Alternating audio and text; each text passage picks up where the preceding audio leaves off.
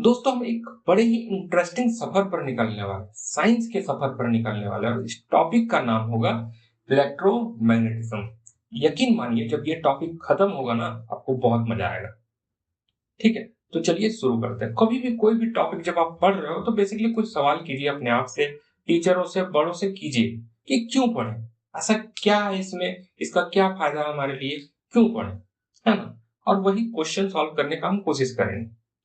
तो बेसिकली ये क्वेश्चन क्यों पढ़ें, ये इस टॉपिक के लिए बड़ा ही स्ट्रेट फॉरवर्ड, बहुत ही इजी है। अपने फोन के अलावा चीजों को देखिए अपने आसपास। मोस्टली आपको इलेक्ट्रिकल अप्लायंसेस से आप घिरे होंगे, जैसे fan, bulb, TV, fridge, AC, cooler.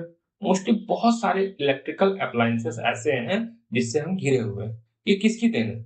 ये इलेक्ट्रोमैग्नेटिज्म की देन है। हम एक छोटे से बैटरी के युग से अभी हम किस युग में एंटर कर रहे हैं?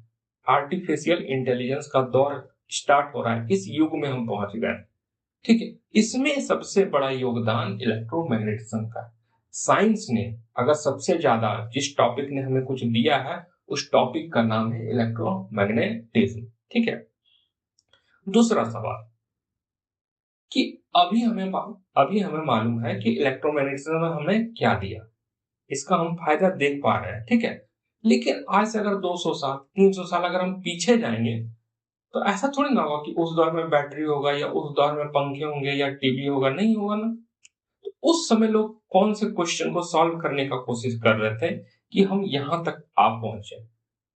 वो सवाल को जानना चाहेंगे हम लोग जाके वहां पे कि उस दौर में ऐसा क्या चल रहा था, है ना। तो चलते हैं समझने के लिए 1700 ईस्वी के दौर में। इस समय लोग एक क्वेश्चन सॉल्व करना चाह रहे थे। कैसा क्वेश्चन? जब हम चीजों को रब करते हैं, जैसे पेन है, हम उसे रब कर रहे हैं। ठीक है, और अगर मैं इसे कागज के टुकड़ों के पास ले जाऊं तो वो इसे अट्रैक्ट करेगा, इसमें चिपकना स्टार्ट हो जाएगा। ठीक है, एक और क्वेश्चन था कि जब हम कपड़े पहनते हैं ठंडियों के दिन में और उसे जब उतारते हैं तो एक इलेक्ट्रिक शॉक लगता है, छोटा सा झटका महसूस होता है। एक और क्वेश्चन था, बादलों में इलेक्ट्रिसिटी होती है, अचानक से वो गरज के हमें दिखता है ना। वो कैसा था? यही बेसिकली कुछ क्वेश्चन थे जो उस दौर में चल रहे थे, जिसे लोग सॉल्व करना चाह रहे थे। ठीक है, और तीनों का मोस्टली कारण एक ही था, है ना। तो इसी को सॉल्व करने के चक्कर में लोगों ने समझा कि चीजों को जब रब किया जा रहा है, जैसे बादल और बादल के बीच घर्षण हो रही, या कपड़ा और हमारे बॉडी के बीच घर्षण हो रही, या जब पेन और कपड़े के बीच या किसी चीज के साथ रगड़ हो रहा है, तो कुछ तो चीजें ऐसी हो रही हैं जिससे चीजें चेंज हो जा रही है, जैसे अट्रैक्ट कर रहा है या बिजली बन रही है, ऐसी कुछ चीजें हो रही हैं। और इसके पीछे का कारण क्या है? रगड़, घर्षण, है ना। तो लोगों ने एक मशीन बनाई। वो मोस्टली क्या करता था, एक पहिया होता था, उसे जब हम घुमाते थे वो किसी तरीके से एक फ्रिक्शन क्रिएट करता था ग्लास पे, जिससे वहां चार्ज स्टोर हो जाती थी और एक छोटा सा स्पार्क उसमें क्रिएट होता था। लेकिन उस स्पार्क का हम यूज नहीं कर पाते। क्यों?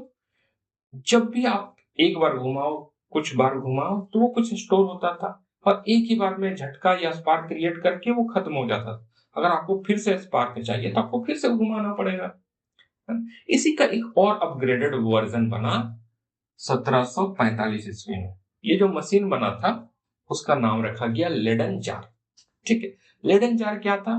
ये भी मोस्टली चार्ज को ही स्टोर करता था, ये भी एक स्पार्क क्रिएट करता था। लेकिन उस दौर में बहुत फेमस हुआ, इतना फेमस हुआ कि उस दौर के लिटरेचर, उस दौर के पोएट, उस दौर के साहित्यकार इसको अपने कहानियों में, अपने पोएम में, अपने शायरी में इसका जिक्र किया करते थे। इतना फेमस हुआ था उस दौर में।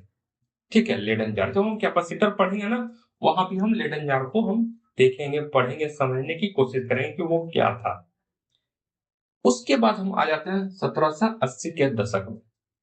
इस दौर में एक साइंटिस्ट था, साइंटिस्ट नहीं, एक डॉक्टर था।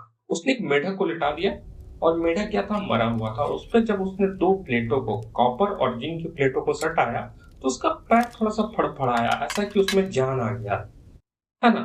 बहुत से विचार करने के बाद उसके दिमाग में एक आइडिया आया कि यार, ये जो बिजली है, ये इसके शरीर के अंदर से आ रहा है, जिसकी वजह से पैर फड़फड़ा रहा है ना। तो इसने इसका नाम दिया गुप्त बिजली, हिडन इलेक्ट्रिसिटी। ठीक है, और उस साइंटिस्ट का नाम था गैल्वानी। ये एक डॉक्टर था। उसका नाम था गैल्वनी। ठीक है, तो इसने कहा कि सभी जीवों के अंदर, चाहे वो मरा हो या जिंदा हो, उसके अंदर एक हिडन बिजली इलेक्ट्रिसिटी होता है, और वो तभी दिखेगा जब आप उस पर दो प्लेटों को सटाओगे। इसी चीज को एक और साइंटिस्ट है, उसको लगा यार कुछ तो गड़बड़ यहां चल रहा है। उसका नाम था वोल्टा। उसने 1792 1792 के दशक में उसने कहा कि यार कुछ तो गड़बड़ हो रहा है यहाँ। क्या गड़बड़ हो रहा है कि इसने भी सेम एक्सपेरिमेंट को दोहराया, इसने भी मेढक को लेटा दिया। इसने क्या किया, अलग अलग प्लेटों का यूज किया वहां पे, copper zinc, copper iron, iron copper, या फिर जिंक आयरन, इस तरह के अलग अलग प्लेटों का यूज किया, और हर बार इसने देखा कि कुछ झटके आ रहे थे, है ना। लेकिन जब इसने सेम प्लेट का यूज वो किया, जैसे कॉपर कॉपर, जिंक जिंक, या फिर आयरन आयरन, तब कोई झटका नहीं आ रहा। इसको लगा अगर बिजली शरीर के अंदर से आ रही है तो प्लेटों के चेंज करने से तो कुछ नहीं होना चाहिए, कहीं ना कहीं ये बिजली प्लेटों से आ रही है। जब ये बात साइंस कम्युनिटी को इसने बताया तो लोगों ने इसका सीरियसली एकदम से नहीं लिया, क्योंकि लोग इससे बहुत इंस्पायर्ड हो चुके थे। लोगों को लगता था कि ये कुछ एकदम अजीब सा खोज कर दिया है, तो वोल्टा के बातों को लोगों ने सीरियसली नहीं लिया। 8 साल लग जाते हैं, करीबन 1800 के करीब हम चलाते हैं। इस दौर में इसने वोल्टा ने क्या किया, बहुत सारी प्लेटों को लिया, कॉपर, फिर उसने जिंक रखा, फिर उसके नीचे कॉपर, उसके नीचे जिंक को रखा, इस तरह से copper zinc copper zinc copper zinc copper zinc, इस तरह से बहुत सारी प्लेटों की एक सीरीज बनाई। इनके बीच में, ताकि सेपरेशन क्रिएट हो सके, इनके बीच में गत्तों को डाल दिया। गत्ता क्या होता है, मोटी कागज, जैसे कूट होता है, जैसे सामान कुछ मंगाते हो तो किसमें आता है, एक कूट में आता है, उसे गत्ता कहा जाता है, मोटा कागज होता है। उसे उसने क्या किया था, नमक के पानी में भिगोया था, और उसको उन दोनों प्लेटों के बीच उसने डाल दिया। ऊपर की प्लेट से एक वायर निकाला, नीचे के प्लेट से एक वायर निकाला। इन दोनों वायर को जब उसने जीव पे सटाया तो उसे टिंगलिंग से, एक स्पार्क से, एक झंझनाहट सा महसूस हुआ, और इसने दुनिया को पहली बार बैटरी का खोज दे दी। ये क्या था, दुनिया का सबसे पहला बैटरी।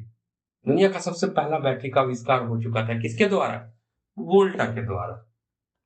ठीक है, और गैल्वेनी भाई का जो सिद्धांत था वो गलत साबित हो गया, लेकिन लोगों ने इसे भुलाया नहीं। गैल्वेनाइजेशन, गैल्वेनोमीटर, गैल्वेनिक सेल, इनका जो नाम है वो गैल्वेनी के नाम पर रखा गया, क्योंकि उस दौर में इन्होंने कुछ ऐसा चीजें हमें बताया था जिसकी वजह से ही बाद में बैटरी बना, है ना।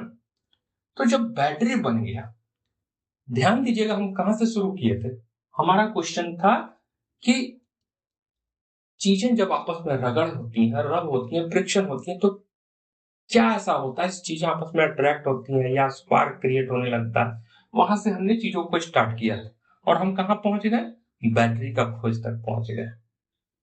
ठीक है, तो इस बैटरी ने अब हमारे लाइफ को मॉडर्न बनाने वाला था। ये बैटरी का खोज हमें बहुत कुछ देने वाला था। ये जब बैटरी का खोज हुआ ना, उसके कुछ हफ्तों के बाद कुछ साइंटिस्टों ने मिलकर पहला इलेक्ट्रोलाइसिस परफॉर्म कर दिया। इलेक्ट्रोलाइसिस क्या होता है, मोस्टली इसमें पानी था, जो H2O जिसको हम पानी कहते हैं, इसमें तो वायर्स को डुबा दिया गया, एक वायर ये इधर से, एक वायर ये इधर से डुबा दिया गया। अब क्या हुआ, हाइड्रोजन गैस और ऑक्सीजन गैस अलग हो गई, है ना। ये था पहला इलेक्ट्रोलाइसिस, जो बैटरी के बनने के कुछ दिनों बाद ही परफॉर्म हो गया था। ठीक है, जैसे ही बैटरी आया ना, बहुत तरह तरह की खोज होने लगी। जो एलिमेंट उस समय करीबन 17 से 20 एलिमेंट हमें मालूम थे, लेकिन जैसे ही बैटरी आया ना, करीबन 20 से 25 एलिमेंट साल भर के अंदर लोगों ने खोज लिया। तो बैटरी के आने से बहुत कुछ चेंज होने वाली थी। ठीक है, तो मोस्टली हमने स्टार्ट किया किसी और क्वेश्चन से, और हम 100 साल के अंदर बैटरी तक पहुंच गए थे। और बैटरी तरह तरह चीजों को लेके आएगा, जैसे बल्ब लेके आएगा, मोटर लेके आएगा, और तरह तरह की चीजों को लेके आएगा। और कारण क्या था, बैटरी ने हमें बहुत कुछ दिया, है ना। अगली वीडियो हम देखेंगे कि चार्ज क्या था, जो हम रब कर रहे थे चीजों को, तो एक कुछ तो हो रहा था जिसकी वजह से चीजें एक दूसरे के साथ बिहेव कर रही थी, जैसे स्पार्क के रूप में या अट्रैक्शन के रूप में। वो कारण था चार्ज। वो क्या था, क्यों था, उसके बारे में नेक्स्ट वीडियो में बात करेंगे।